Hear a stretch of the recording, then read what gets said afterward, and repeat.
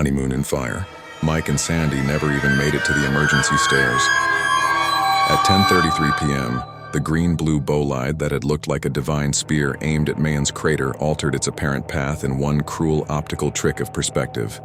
In reality, it was coming straight down the ridgeline, orbital velocity, roughly 17 kilometers per second, still carrying most of its cosmic mass after a shallow graze through the upper atmosphere. The newlyweds were clinging to each other by the balcony doors, mesmerized by the dual spectacle of lava rivers and the incoming streak of alien fire when the sky ended. There was no warning boom, no heroic final kiss.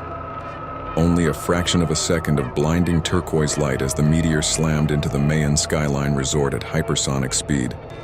The impact released energy equivalent to a small nuclear detonation.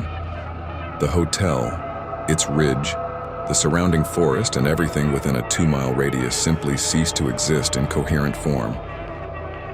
Concrete, glass, steel rebar, jasmine-scented sheets, honeymoon luggage, and 2 human bodies were vaporized, shredded, and flash-incinerated in the initial plasma fireball.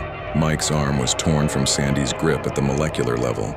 Their bodies were reduced to ionized gas and microscopic fragments before their brains could register pain. A shockwave of superheated air then raced outward, flaying skin from bone for anyone still alive in the lower wings before the ground itself heaved upward.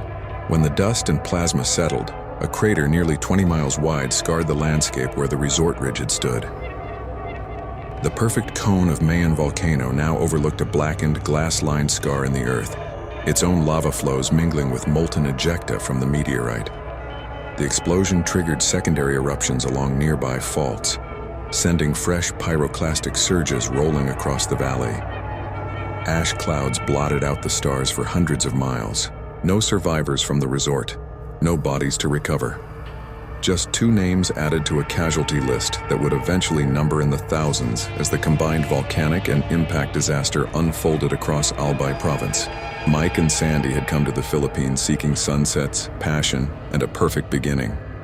The universe gave them the most spectacular ending imaginable, an instant where earth and sky collided, tearing them apart so completely that not even their wedding ring survived.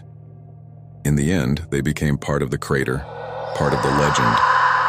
2 specks of honeymoon joy erased by forces older than humanity and more indifferent than death itself.